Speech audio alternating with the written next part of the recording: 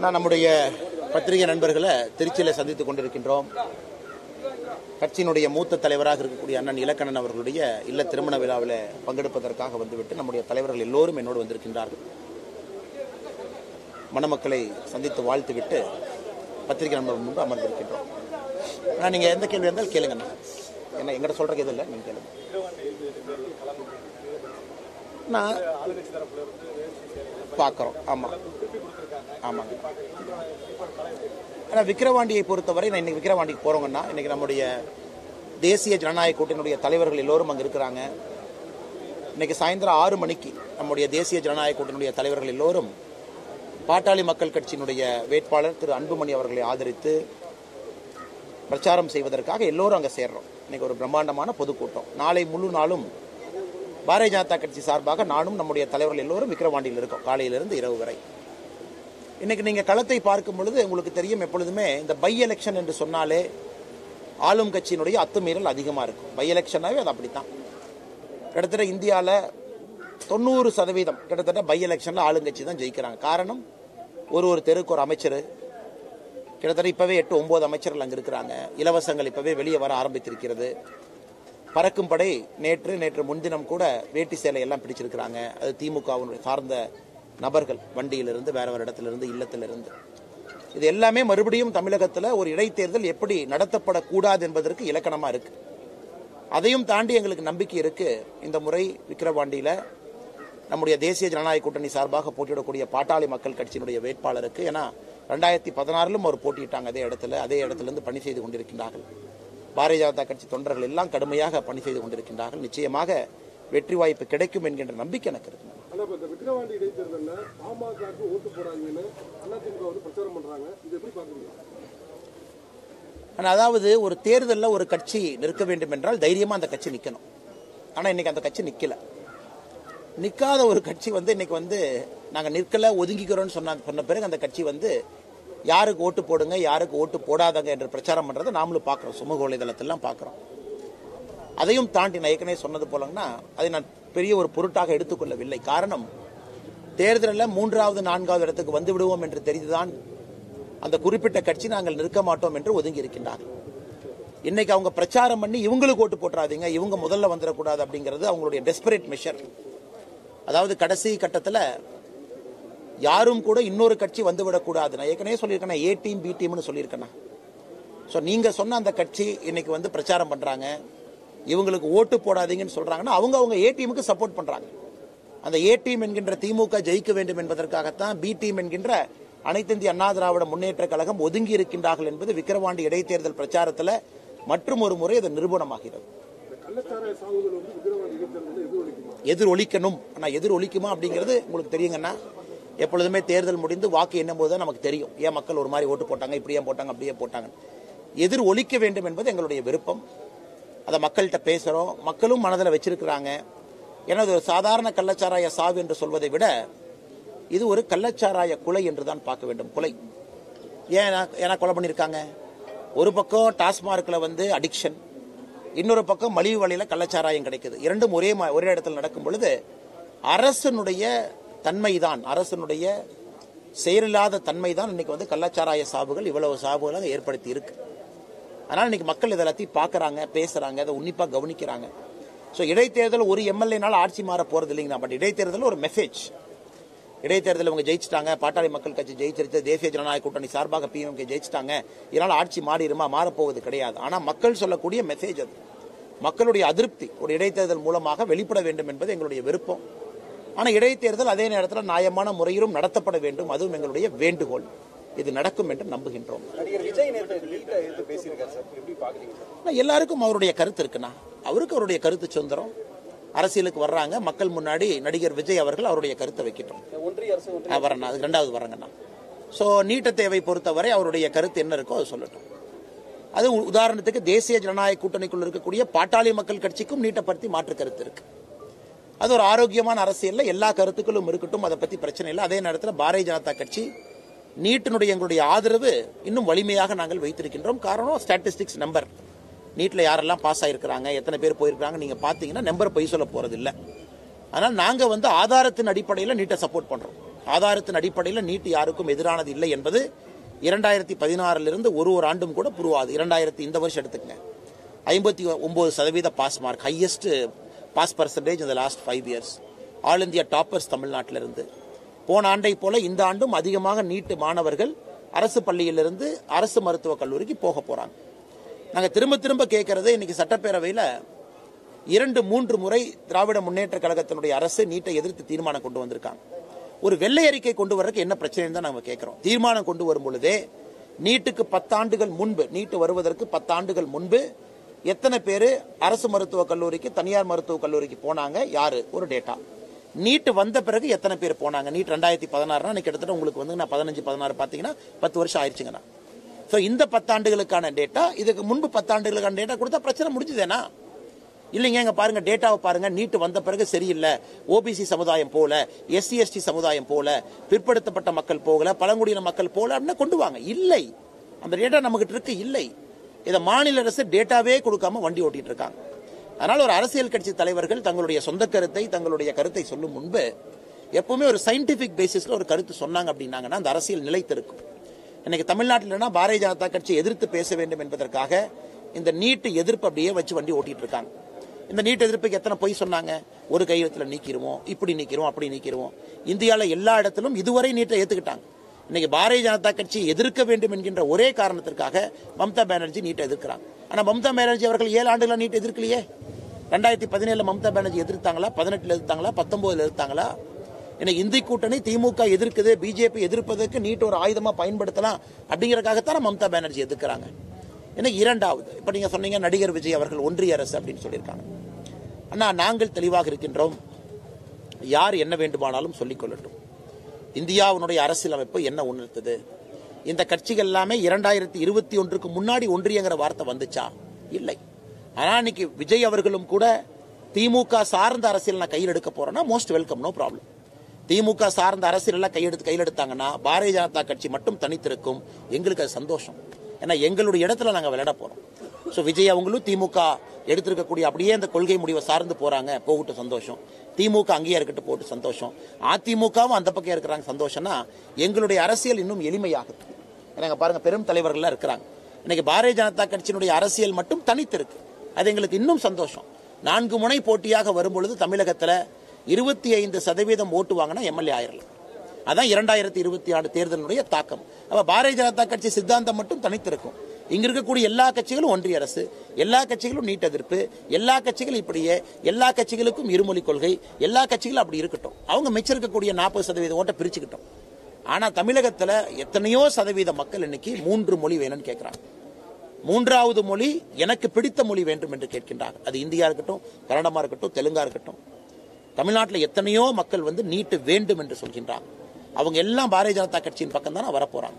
அதனால் இது எங்களுடைய அரசியலுக்கு இன்னும் பலமாக நான் பார்க்கின்றேன். விஜய் அவர்களாக இருக்கட்டும், தொடர்ந்து திமுக சார்ந்த கொள்கைகளை அவர்கள் எடுக்க தமிழகத்தில் பாரதிய ஜனதா கட்சிக்கு உட்பட்ட எங்களுடைய வாக்கு, எங்களுடைய அங்கீகாரம் இருக்கக்கூடிய மக்களுடைய எங்கள் மேல் வைக்கக்கூடிய நம்பிக்கை எங்களுக்கு அது ஆதரவாக வந்துகிட்டு தான் இருக்கும். அதனால் இது அரசியல் கட்சி தலைவராக நீங்க விஜயோட கமெண்ட் என்னன்னு கேட்டீங்கன்னா நான் வரவேற்பேன்னு தான் சொல்லுவேன்.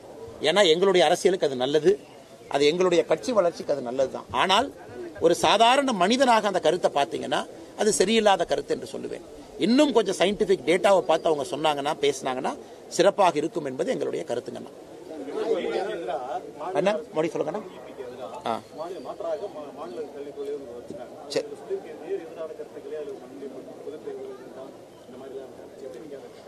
நான் 2 நாட்களுக்கு முன்பு பத்திரிகை நண்பர்களை பார்க்கும் பொழுதுங்கன்னா புதிய கல்விக் கொள்கையும் மாநில அரசு கொண்டு வந்திருக்கக்கூடிய கல்விக் கொள்கையை பற்றி நம்ம பேசணுங்கண்ணா. அன்னைக்கு பேசினதை மறுபடியும் நான் உங்களுக்கு ரீகால் பண்ணி மறுபடியும் சொல்ல வேண்டிய கட்டாயத்தில் நான் இருக்கேங்கண்ணா. இன்னைக்கு நீங்க பார்த்தீங்கன்னா புதிய கல்விக் கொள்கை என்ன சொல்லியிருக்கு, குறிப்பா புதிய கல்விக் கொள்கையில தான் முதலாக இந்த மும்மொழி கொள்கை அப்படின்னு நம்ம சொல்றோம். இதுவரைக்கும் மும்மொழி கொள்கை தான் இருந்துச்சு. யாராவது திமுக காரங்க இல்லைன்னு சொன்னாங்கன்னா அது தப்பு. இந்தியாவில் இருக்கக்கூடிய 2 கல்விக் கொள்கை, first education policy, second education policy, 2 கல்விக் கொள்கையும் கூட இந்தியாவை பொறுத்தவரை ஹிந்தியை கட்டாய மொழியாக வைத்திருந்தார். எப்பன்னா 2020 வரைக்கும். அது திமுக இல்லைன்னு சொல்லாங்கண்ணா. 2020 வரைக்கும் இந்தியாவில் ஹிந்தி என்பது கட்டாய மொழியா இருந்துச்சு. அதான் அபிஷியல் கல்விக் கொள்கை. அது தமிழ்நாடு அரசு ஃபாலோ பண்ணாம இருந்திருக்கலாம், அது வேற. ஆனா இப்பதான் முதலாக புதிய கல்விக் கொள்கையில ஹிந்தி ஆப்ஷனல்னு வந்திருக்கு. நீங்க ஹிந்தி படிச்சா படிங்க, இன்னொரு மொழி படிச்சாலும் படிங்க, மலையாளம் படிச்சாலும் படிங்க. இது புதிய கல்விக் கொள்கையினுடைய முக்கியமான ஒரு விஷயம். இன்னைக்கு தமிழக அரசினுடைய கல்விக் கொள்கையில அவங்க கொண்டு வந்திருப்பால் என்ன சொல்றாங்கன்னா, நாம விஸ்வகர்மா யோஜனா கொண்டு வந்தா, மோடி ஐயா கொண்டு வந்தா அது குலக்கல்வி திட்டம். ஆனா இன்னைக்கு தமிழ்நாடு அரசினுடைய கல்விக் கொள்கையில ஒரு வார்த்தையை சொல்றாங்க. அதாவது மீனவர்கள் மீனவ நண்பர்கள் அதிகமாக இருக்கக்கூடிய பகுதி, கடற்கரையோரத்தில் இருக்கக்கூடிய அரசு பள்ளி, தனியார் பள்ளியில ஒரு மாணவர் படிக்கிறாங்க, அவங்க தந்தை தாய் எல்லாம் மீனவரா இருக்கிறாங்க அப்படின்னா அவர்களுக்கு கடற்கரையோரத்தில் சொல்லிக் கொடுப்பாங்களாமா. என்னென்ன சொல்லிக் கொடுப்பாங்களாமா? அவங்களுக்கு படகை பத்தி சொல்லிக் கொடுப்பாங்க, அவங்களுக்கு கடலை பத்தி சொல்லிக் கொடுப்பாங்க, நாட்டிக்கலை பத்தி சொல்லிக் கொடுப்பாங்க. இது குலக்கல்வி இல்லையானே? அப்ப மீனவரா இதே லாஜிக்கல் நான் கேட்கிறேன். இது மாநில அரசுடைய கல்விக் கொள்கையில கடலோர பகுதியில் நாங்கள் இதை சொல்லிக் கொடுக்க போறோம் அப்படின்னா இது குலக்கல்வி இல்லை. ஆனா விஸ்வகர்மா யோஜனா திட்டத்தில் விஸ்வகர்மாக்கள் அது இல்லாம 13 சமுதாயம் அவர்களுக்கு லோன் மூலமாக தொழிலை விஸ்தாரப்படுத்துங்கன்னா உடனே முதலமைச்சர் அவர்கள் இது குலக்கல்வி அப்படிங்கிறாங்க. இந்த மாதிரி பாருங்க, இந்த மாதிரி முட்டாள்தனமான ஆர்குமெண்ட் அவங்க வச்சிருக்கிறாங்க. அடுத்து நீங்க சொல்லிக் கொடுங்கன்னு தான் நாங்களும் சொல்றோம், சொல்லிக் கொடுக்க வேண்டாம்னு சொல்லிங்கன்னா. ஆனா அதை குலக்கல்வி என்று சொன்னால் இது குலக்கல்வி இல்லையா என்பதுதான் எங்களுடைய கேள்வி. இன்னைக்கு மதராசால நிறைய பேர் படிக்கிறாங்க. மதராசால படிக்கக்கூடிய அந்த சிலபஸ், அதற்கு மாநில அரசினுடைய இந்த கல்விக் கொள்கை கொண்டு வந்திருக்கக்கூடிய குழு அங்கீகாரம் கொடுத்து அந்த மதராசாவினுடைய சிலபஸ் இந்தியாவில் இருக்கக்கூடிய ராணுவ பரீட்சை டிஃபென்ஸ், இந்தியாவில் இருக்கக்கூடிய சிவில் பரீட்சை, இந்தியாவில் இருக்கக்கூடிய பேங்கிங் பரீட்சை, இதுக்கெல்லாம் நீங்க அங்கீகாரம் கொடுக்கணும் அப்படிங்கிறாங்க மத்திய அரசு. மதராசாவில் இருக்கக்கூடிய சிலபஸை மத்திய அரசினுடைய பேங்கிங், சிவில், டிஃபென்ஸ் எக்ஸாமினேஷனுக்கு இதை கொடுங்க. இது எப்படி ஏற்றுக்கொள்ள முடியும்? நீங்களே சொல்லுங்க. இந்தியாவை பொறுத்தவரை ஒரு பக்கம் secular education, madrasa education is not a secular education. அப்ப செக்குலர் எஜுகேஷன் இல்லாத ஒரு எஜுகேஷனை மத்திய அரசு மாநில அரசினுடைய எஜுகேஷன் என்ட்ரன்ஸ் எக்ஸாமினேஷனுக்கு கொண்டு வந்தா மக்கள் ஒத்துக்குவாங்களா? இது மைனாரிட்டி பாலிடிக்ஸ் இல்ல அப்படின்னா எது மைனாரிட்டி பாலிடிக்ஸ்னா? அடுத்து இன்னொன்னு பாருங்க, எனக்கு எந்த பள்ளிக்கூடங்களாக இருந்தாலும் எல்லா பள்ளிக்கூடங்களும் அந்தந்த ஊர்ல ஸ்கூல் மேனேஜ்மெண்ட் கமிட்டி எஸ்எம்சி ஒன்று வச்சிருக்காங்க. அந்த எஸ்எம்சி யாரு கீழே வருதுனாங்கன்னா மக்களால் தேர்ந்தெடுக்கப்பட்ட பிரதிநிதிகளுக்கு கீழே வருது. ஒரு பஞ்சாயத்து கீழே, கார்பரேஷனுக்கு கீழே, முனிசிபாலிட்டி கீழே எஸ்எம்சி வரும், ஸ்கூல் மேனேஜ்மெண்ட் கமிட்டி. இன்னைக்கு இவங்க என்ன சொல்றாங்க, மைனாரிட்டி நடத்தக்கூடிய பள்ளிக்கூடங்கள் எஸ்எம்சிக்கு கீழே வரக்கூடாது. ஆனா மைனாரிட்டிக்கு இருக்கக்கூடிய அதிகாரம் இருக்கட்டுங்கண்ணா, அரசியலமைப்பு சட்டத்தில் இருக்கு, அதை நாங்களும் வரவேற்கிறோம், அது இருக்கட்டுங்கண்ணா. ஆனா மைனாரிட்டி பள்ளிகள் இருக்கக்கூடிய ஸ்கூல் மேனேஜ்மெண்ட் கமிட்டி இதுல வரக்கூடாது. இது மைனாரிட்டி அப்பீஸ்மெண்ட் இல்லை என்றால் எது மைனாரிட்டி அப்பீஸ்மெண்ட்? மக்கள் பிரதிநிதிகளுக்கு கீழே வரக்கூடாதுன்னா மக்கள் பிரதிநிதிகளை மக்கள் தானே தேர்ந்தெடுத்தாங்க, பாரதிய ஜனதா கட்சி தேர்ந்தெடுத்ததா? அடுத்து பாருங்க, உருது ஸ்கூல்ஸ் அதிகமா ஆரம்பிக்கணும். இதெல்லாம் மாநில அரசுடைய கல்விக் கொள்கையில கொடுத்திருக்காங்க.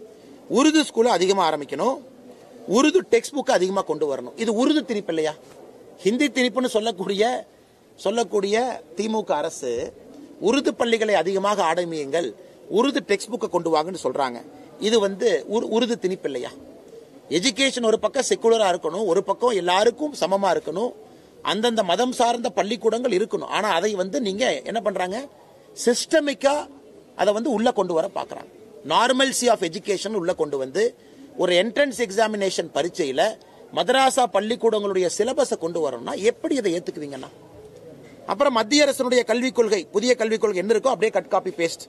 பக்கம் 13 4வது சரத்துல நாம தாய்மொழி தான் மூலதனமா இருக்கணும் டில் கிளாஸ் 5, முடிஞ்ச வரைக்கும் கிளாஸ் 8 கொண்டு போங்க, அதான் மீடியம் ஆஃப் இன்ஸ்ட்ரக்ஷன். இன்னைக்கு முதலாக இத்தனை ஆண்டுகள் கழித்து தமிழை வைத்து பிழைப்பு நடத்துகின்ற திராவிட முன்னேற்ற கழகம் 2024 கல்விக் கொள்கையில முதலா சொல்றாங்க தமிழை பயிற்று மொழியா கொண்டு வாங்க. இத்தனை காலமாக அது கிடையாது. அது பேஜ் நம்பர் 1ல டெக்னாலஜி புதிய கல்விக் கொள்கை நம்மளுது, பேஜ் நம்பர் 40 பக்கம் 13. எல்லா கிளாஸ் ரூம்லயும் டெக்னாலஜி 8 இருக்கணும். மாநில அரசு கல்விக் கொள்கை பக்கம் 12. இன்க்ளூசிவ் எஜுகேஷன், ஜாதி வேற்றுமை இருக்கக்கூடாது, மொழி வேற்றுமை இருக்கக்கூடாது, ஆண் பெண் வேற்றுமை இருக்கக்கூடாது. நாம சொல்றது இன்க்ளூசிவ் எஜுகேஷன் பக்கம் 24. தமிழக அரசு பக்கம் 23 இன்க்ளூசிவ் எஜுகேஷன். கிரிட்டிக்கல் திங்கிங், வெறும் படிச்சுட்டு வாமிட் எடுக்காம கொஞ்சம் புத்தி கூர்மையாக யோசிச்சு அந்த கல்வியை பயன்படுத்தணும். பேஜ் நம்பர் 12 4 நம்மளுது. மாநில அரசு பேஜ் நம்பர் 7. லைப்ரரி, எல்லா இடத்துலயும் லைப்ரரி ஓபன் பண்ணணும், குழந்தைகளுக்கு லைப்ரரி படிக்கிறத ஊக்குவிக்கணும். பேஜ் நம்பர் 52 புதிய கல்விக் கொள்கை, இவங்க பேஜ் நம்பர் 13. Alumni engagement. ஒரு பள்ளிக்கூடத்தில் இத்தனை ஆண்டுகளா படித்த குழந்தைகளை கண்டுபிடிச்சு ஒரு அலுமினி டேட்டா பேஸை கண்டுபிடிச்சு அவங்கள வருஷத்துக்கு ஒருக்கா பள்ளிக்கூடத்திற்கு அழைத்து ஒரு அலுமினி வச்சு என்கேஜ் பண்ணணும். புதிய கல்விக் கொள்கை பக்கம் 11 ஷரத்து 3. மாநில அரசுடைய கல்விக் கொள்கை பக்கம் 14. அடல்ட் எஜுகேஷன் சென்டர் AEC அப்படின்னு ஒன்று கொண்டு வர்றோம். இதன் மூலமா வொகேஷனல் ட்ரைனிங். புதிய கல்விக் கொள்கை பக்கம் 52. இதே வந்து அடல்ட் எஜுகேஷன் சென்டரை மாநில அரசு அடல்ட் லிட்ரஸி சென்டர்னு மாத்திருக்கிறாங்க. அங்க AEC, இங்க ALC அப்படிங்கிற பேரு பக்கம் 15. அடுத்து மைக்ரண்ட் லேபரர்ஸ். இங்க இருக்கக்கூடிய நார்த் இந்தியன் லேபரர் திருச்சியில் இருந்தாலும் கூட அவர்களுக்கும் நம்முடைய குழந்தைகளுக்கு ஈடாக ஒரு பள்ளிக்கூடத்தில் அந்த குழந்தைய படிக்க வைக்கணும், சீட்டு கொடுக்கணும். இது வந்து மத்திய அரசுடைய கொள்கை பக்கம் 10. மாநில அரசு இதே கொள்கை எடுத்திருக்கிறாங்க பக்கம் 23. பேசிட்டே போலாங்க ஸ்போர்ட்ஸ். அதனால இது கம்பேர் பண்ண ஆரம்பிச்சீங்கன்னா புதிய கல்விக் கொள்கை என்பது மத்திய அரசுடைய கல்விக் கொள்கை எடுத்து அவங்களுக்கு இருக்கக்கூடிய 2 எக்ஸாமினேஷன், சரிப்பா அவங்க வந்து டேர்ம் எக்ஸாமினேஷனை மாத்திருக்காங்க மத்திய அரசு, கிளாஸ் 3, கிளாஸ் 5, கிளாஸ் 8 கொண்டு வந்திருக்காங்க. அதை அப்போஸ் பண்ற மாதிரி பண்ணு. மதராசா பள்ளிக்கூடத்தை சிஸ்டமைஸ் பண்ணு. உருது பள்ளிக்கூடத்தை அதிகமா ஆரம்பி. இந்த மாதிரி ஒரு 4 தெளிச்சுட்டு இது ஒரு வித்தியாசமான கல்விக் கொள்கை அப்படின்னு தூக்கிட்டு வந்திருக்கிறாங்க. இதுல இன்னைக்கு குழந்தை ஃபர்ஸ்ட் கிளாஸ் எக்ஸாம் எழுது, இன்னைக்கு குழந்தை செகண்ட் கிளாஸ் எழுதுது. திமுக 5 முறை முதலமைச்சர்களாக இருந்திருக்கிறாங்க. கலைஞர் கருணாநிதி அவர்கள் 5 முறை இருக்கிறாங்க, 6வது முறை ஸ்டாலின் ஐயா இருக்கிறாங்க. இத்தனை காலமா ஃபர்ஸ்ட் எக்ஸாம் பாஸ் பண்ணா தான் செகண்ட் பாஸ் பண்ணா தேர்டு, இப்படிதான் வண்டி 5 வருஷமா ஓட்டிட்டு இருந்தாங்க. முதலாக மோடி அவர்கள் வந்துதான் ஃபர்ஸ்ட் செகண்ட் தேவையில்லை தேர்டுக்கு போலாம், 4th 5th தேவையில்லை 6th போலாம், இது தேவையில்லை 8th போலாம். நாங்க சொன்னதை அப்படியே அவங்க எடுத்துட்டு வந்து ஐயோ நாங்களும் பரீட்சையெல்லாம் வைக்க மாட்டோம் அப்படி இத்தனை வருஷமா ஏன் சொல்லல? 5 முறை நீங்கள் ஆட்சியில் இருந்த போது சொல்லியிருக்கலாமே. 5 முறை ஆட்சியில் இருக்கும் பொழுது தமிழ் பயிற்று மொழின்னு சொல்லியிருக்கலாமே. அது ஏன் புதிய கல்விக் கொள்கை வந்ததுக்கு அப்புறம் அதுவும் 4 வருஷம் கழிச்சு அதை கொண்டு வர்றீங்க? இன்னைக்கு மதராசா பள்ளிக்கூடத்தினுடைய சிலபஸை டிஃபென்ஸ் சிவில் பேங்கிங் எக்ஸாமினேஷன் தமிழக மக்கள் ஏத்துக்கிறீங்களா? நாங்க வைக்கக்கூடிய கேள்வி. திமுக கூட்டல் இருக்கக்கூடிய கட்சிகள் நீங்க ஏத்துக்கிறீங்களா? அப்ப அந்த சிலபஸ் படிக்காம ஒரு பையன் போறானா அதுல வர்ற 2 கேள்விகள் இந்த பையனுக்கு தெரியலனா இந்த தம்பியை போய் மதராசா பள்ளியில போய் படிச்சுவாங்கன்னு சொல்லலாமா? இதெல்லாம் ஏத்துக்குவீங்களா? இது வந்து ஒரு மைனாரிட்டி அப்பீஸ்மெண்ட் இல்ல அப்படின்னா எது மைனாரிட்டி அப்பீஸ்மெண்ட்? அதனால் பத்திரிகை நண்பர்களுக்கு எங்களுடைய அன்பான வேண்டுகோள், மாநில அரசினுடைய கல்விக் கொள்கையை இன்னும் மக்கள் தீர்க்கமா பார்க்கணும். எதுவுமே இல்லாம மத்திய அரசினுடைய கல்விக் கொள்கை எடுத்து அப்படியே கட்டு காப்பி பேஸ்ட் அடிச்சுட்டு அரசியலுக்காக 2 விஷயத்தை அப்போஸ் பண்ணிட்டு இதை வைத்து மறுபடியும் ஒரு அரசியல் நாடகம் போட பாக்குறாங்க. முன்னாள் அமைச்சர் ஜெயக்குமார் வந்து உங்களை பத்தி ஒரு கருத்து சொல்லியிருக்காரு. சொல்லுங்கண்ணா. லண்டனுக்கு போய் தான் படிக்கணுங்கிற அவசியம் இல்ல, காமராஜர், எம்ஜிஆர், கருணாநிதி பேர் லண்டனுக்கு போய் படிச்சாங்களா? ஆமாங்கண்ணா. அது மட்டும் இல்லாம உங்களை வந்து சஸ்பெண்ட் பண்ணி வச்சிருக்காங்க 6 மாசம். அது மாதிரி எனக்கு தகவல் வருது. அது தெரியாம ஒரு கருத்து சொல்லிட்டு இருக்காரு போராடமா அப்படி சொல்றாரு. ஆனா அரசியல்ல வந்து படிக்காம இருந்தா எப்படி இருப்பீங்கன்னா ஜெயக்குமார் அவர்கள் உதாரணம். அரசியல் யாரோ பூந்துட்டு ஒரு வெள்ளை வேட்டி சட்டையை கட்டிக்கிட்டு யாரோ வாழ்க, இவர் நாமம் வாழ்க, அந்த நாமம் வாழ்கன்னு சொல்லிட்டு தமிழ்நாட்டில் பாதி பேர் சுத்திட்டு இருக்காங்க. அவங்கனாலதான் இந்த அரசியலுக்கு பீடையே பிடிச்சிருக்கு. இந்த அரசியலையே கெட்டு குட்டிச்சுவரா இருக்குன்னா இந்த தலைவர்களுடைய பெயரை சொல்லி நாமம் போட்டுக்கொண்டு கரைவேட்டியை கட்டி கொண்டு 1980 90க்கு தலைவர்கள் போட்ட ஓட்டை வாங்கி இன்னும் அதிமுக என்கின்ற கட்சி உயிரோடு இங்க இருக்கு. இன்னைக்கு அந்த கட்சியினுடைய அழிவுக்கு பல பேர் காரணம்னா ஜெயக்குமார் அவர்கள் முதல் காரணம். சொந்த ஊரு, அமைச்சரா இருந்தாரு, தென் சென்னை கோட்டையினார், சொந்த பையன் டெபாசிட் இழந்துட்டார். அவரெல்லாம் பேசலாமா? அவரெல்லாம் மீடியா முன்னாடி வந்து பேசலாமா? பாரதிய ஜனதா கட்சியினுடைய வேட்பாளர் ஜெயக்குமார் அவர்களுடைய சொந்த பையனை, இத்தனைக்கு எங்க வேட்பாளர் அமைச்சரா இருந்தாங்களா? எங்க வேட்பாளர் அந்த பகுதியில் எம்எல்ஏவா இருந்தாங்க? எங்க வேட்பாளர் எதுவுமே இல்லை. இவர் அமைச்சரா இருந்து இத்தனை ஆண்டுகள் கட்டி ஆண்டு இது என்னுடைய கோட்டைன்னு சொல்லக்கூடிய அந்த மனிதர் பையன் டெபாசிட் வாங்கல தென் சென்னை. அதனால இவரெல்லாம் அந்த பேச்சை நம்ம சீரியஸா எடுத்துக்கலாமாண்ணா? அதனால எனக்கு படிக்க பிடித்திருக்கிறது, நான் படிக்க போறேன். உங்களுக்கு படிக்க பிடிக்கலையா? நீங்க கரவேட்டி கட்டிக்கிட்டு அதே அரசியல தமிழ்நாட்டு மக்கள் பாருங்க. இளைஞர்கள் விரும்புறாங்க ஒரு பொலிட்டீஷியன் அப்டேட்டடா இருக்கணும், விரும்புறாங்க அப்டேட்டடா இருக்கணும். ஃபேபியன் சோசியலிசம் தெரிஞ்சுக்கணும். ஏன் யூரோப்பியன் நாடுகள்ல ரைட்டை நோக்கி போது தெரிஞ்சுக்கணும். இன்னைக்கு இங்கிலாந்துல எலெக்ஷன் நடக்குது, ஏன் லேபர் பெரிய அளவில் ஜெயிக்க போறாங்க புரிஞ்சுக்கணும். எப்படி பாலிடிக்ஸ் மாறுது, இளைஞர்கள் வந்த பிறகு எப்படி அவங்க மனநிலை மாறுது தெரிஞ்சுக்கணும். ஏன்னா அரசியல் இருக்கும் பொழுது உங்களை மெருகேற்றிக் கொள்ள வேண்டிய பொறுப்பு உங்களுக்கு இருக்கு. எதுவுமே இல்லை, காலையில வீட்டில் லுங்கியை கட்டி பிரஸ் மீட் வைப்பேன் ஜெயக்குமார் அண்ணன், சாயந்தரம் லுங்கி கட்டி நைட் 8:30 மணிக்கு ஒரு பிரஸ் மீட் வைப்பேன். இந்த 2 வச்சா கட்சி வளர்ந்துருமானே? அப்புறம் என்னை கட்சியிலிருந்து நடவடிக்கை எடுத்திருக்காங்க, சஸ்பெண்ட் பண்ணிருக்காங்கன்னா எங்க உட்கார்ந்து நான் பேசிட்டு இருக்கேன்? ஜெயக்குமார் அவர்களுக்கு அதிமுக காரங்க தலைவர்கள்லாம் சாமி வேண்டி எப்படியாச்சும் இந்த அண்ணாமலை வழி அனுப்பிடணும். எப்படியாச்சும் இந்த அண்ணாமலை பாரதிய ஜனதா கட்சியிலேருந்து வெளியே வச்சுட்டா அவங்க தப்பிச்சுக்குவாங்க. எங்கேயும் போறது இல்லை, இங்கே தான் இருக்க போறேன்னா. அதனால எவ்வளவு சாமி வேணாலும் ஜெயக்குமாரனை கும்பிட்டும் சாமி இந்த அண்ணாமலையை மட்டும் பாஜக. ஏன்னா அண்ணாமலைங்கிறது பாஜகவில் 1,00,000 ஒருத்தர். இந்த அண்ணாமலை போனால் அடுத்து குப்புசாமியோ ராமசாமியோ இன்னொரு சுந்தரம் வந்து என்னை விட இன்னும் 10 மடங்கு சிறப்பாக செய்யத்தான் போறாங்க. அல்லது மாலினியோ நளினியோ இன்னொரு அக்கா வந்து செய்யத்தான் போறாங்க.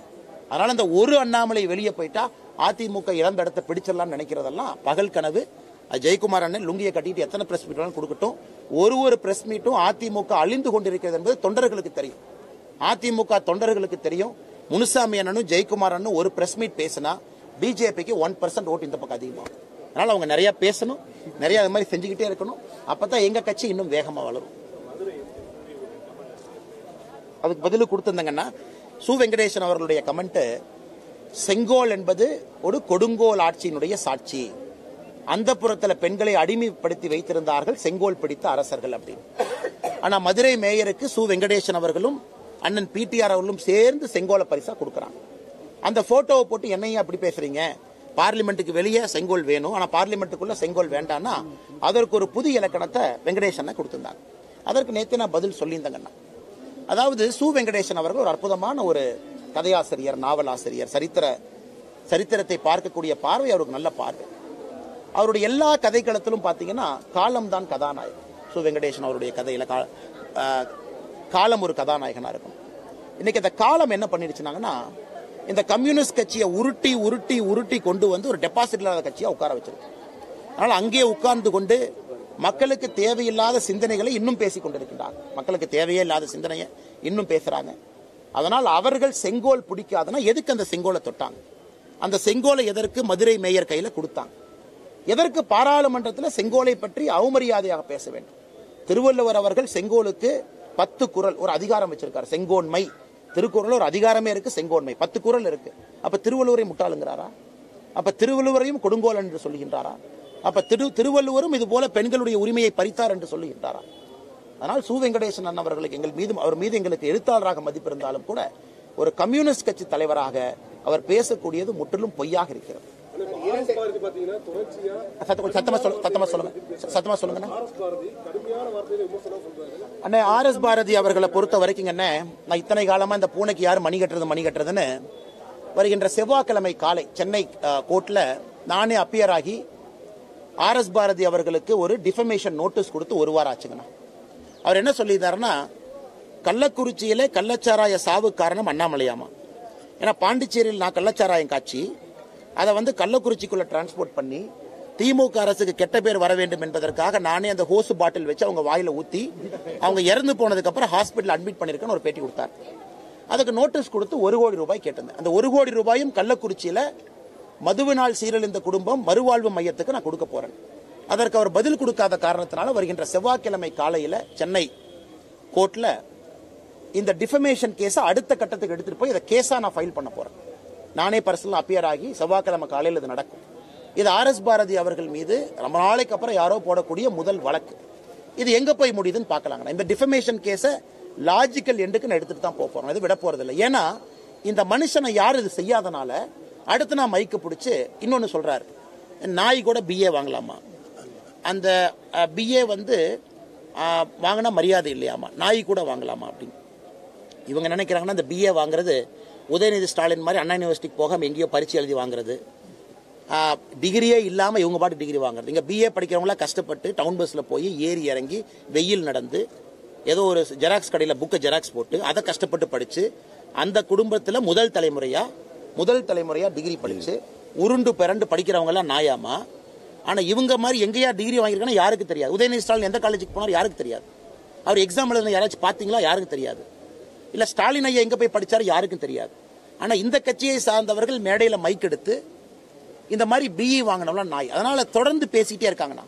இதற்கு ஒரு இடத்துல மணி கட்டி ஆகணும். அதனால தான் நான் முடிவு செய்திருக்கின்றேன், இந்த கள்ளக்குறிச்சியில என்னை பற்றி பேசி அவதூறு இன்னைக்கு வழக்காக நான் முன்னெடுக்க போகின்றேன். எப்பவுமே நோட்டீஸ் கொடுப்போம், நோட்டீஸ்க்கு அப்புறம் ஆக்ஷன் எடுக்க மாட்டோம். ஆனா அது வழக்காக செவ்வாய்க்கிழமை மாத்தி கொண்டு போறோங்கண்ணா. ஆமாங்கண்ணா.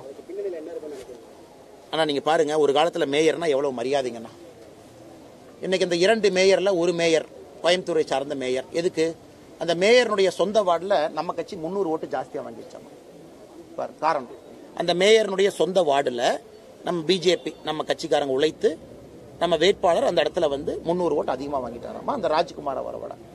உடனே திமுக ஒரு கோஷ்டி வந்து இந்த மேயர் வந்து செந்தில் பாலாஜி ஆள், அதனால இவரை தூக்குங்க, எப்படி 300 ஓட்டு இவங்க வாங்கியிருக்கலாம், ஒரு அண்ணாமலைக்கு அவங்க உதவி பண்ணியிருப்பாங்களா இப்படின்னு ஒரு குரல் கோயம்புத்தூர். இன்னொரு பக்கம் மேயருடைய கணவர் வந்து கரப்ட் அப்படின்னு ஒரு குரல், இன்னொரு பக்கம் இந்த மேயர் சரியில்லைன்னு ஒரு குரல். ஆனால் மொத்தமாக சொல்லணும்னா திமுக கட்சியே சரியில்லை, அந்த மேயரை மாற்றினா எப்படி ஆச்சு? அந்த திருநெல்வேலி மேயர் நீங்கள் சொன்னீங்கல்ல, இன்னொன்று திருநெல்வேலி மேயர் இல்ல, அந்த மேயரை நீக்கணும் திமுக காரனே கையெழுத்து போட்டு திமுகவினுடைய கவுன்சிலர்ஸே கையெழுத்து போட்டு நீக்கணும்னு இருக்காங்க. அந்த மேயர் தானே திருநெல்வேலியில் வெள்ளம் வந்த போது சேலத்தில் போய் பந்தல் போட்டுட்டு இருந்தார், அவர் தானே அது. அதனால் தமிழகத்தை பொறுத்த வரைக்கும் எல்லா மேயரையும் நீக்கிட்டீங்கன்னா நாங்கள் நிம்மதியாக இருக்கும். நீங்கள் 2 மேயரை மட்டும் நீக்காதீங்க, எல்லா மேயரையும் நீக்கிட்டீங்கன்னா அந்த மேயர் ஆஃபீஸ்க்கு ஒரு அழகு வரும், மேயர் ஆஃபீஸ்க்கு ஒரு கம்பீரம் வரும். இந்த கரப்ஷன் இல்லாமல் மக்கள் நிம்மதியாக போய் கார்பரேஷன் மாநகராட்சியில் வேலையை முடிச்சுட்டு வருவாங்க. அதனால் எங்கள் அன்பை வேண்டுகோள், ஏன் 2 பேர்த்த நீக்கிறீங்க, எல்லாத்தையும் நீக்கிட்டா உங்களுக்கு புண்ணியமாக போகும். சரி, நன்றி அண்ணா. அண்ணா மறுபடியும் சொல்ல சத்தம். எப்பா சாமி முத்துசாமி அண்ணா இன்னைக்கு அண்ணா அப்படியா அண்ணா நான் கவனிக்கல. தீபாவளிக்கு டெட்ரா பாட்டில் எங்க போய் முடியும்னு தெரியலண்ணே. இன்னைக்கு கடைசியில பாத்தீங்கன்னா அந்த வீதி வீட்டுக்கு மோடி ஐயா வந்து பைப் போட்டு தண்ணி கொடுக்குறோம், இவங்க நீ வீதிக்கு பைப் போட்டு விட்டுருவாங்க, அந்த பைப்பை திறந்து அப்படியே காலையில குடத்துல பிடிச்சி குடிச்சுக்கங்கன்னு. அதனால நான் மக்கள் பார்த்துக்கிட்டு இருக்காங்கண்ணே. ஒரு பக்கம் நம்ம காமெடியா பேசினாலும் கூட எங்களுடைய ஆதங்கம் மக்கள் இதையெல்லாம் பார்த்து வாக்களிக்க வேண்டும் என்பது எங்களுடைய ஆதங்கம். நன்றி அண்ணா, தேங்க்ஸ் அண்ணா.